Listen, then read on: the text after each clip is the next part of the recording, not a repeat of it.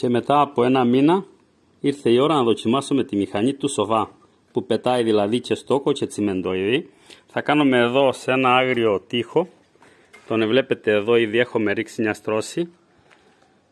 Βλέπετε πως ήταν ο τοίχος από πάνω και κοιτάξτε εδώ. Πάμε Γιάννη.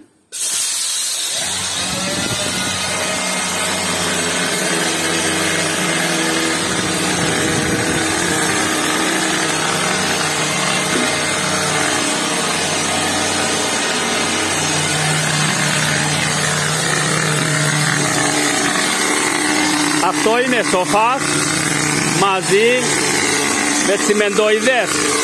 Δηλαδή σοφαντίζομαι και μονώνομαι εδώ τον άγριο τοίχο. Κοιτάξτε πως ήταν ο τοίχος και κοιτάξτε εδώ.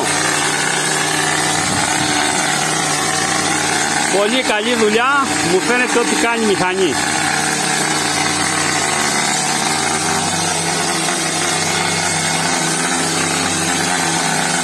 Και στα όρθια Γιάννη, και στα όρθια.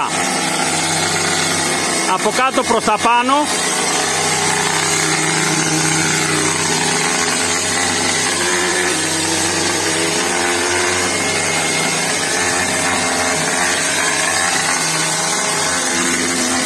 Πολύ καλή δουλειά.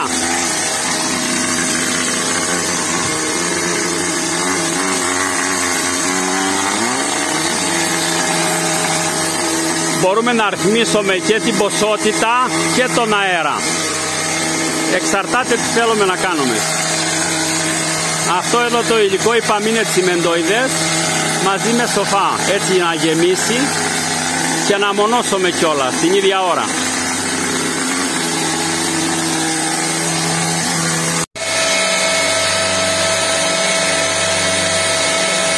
Βλέπετε εδώ τη μηχανή.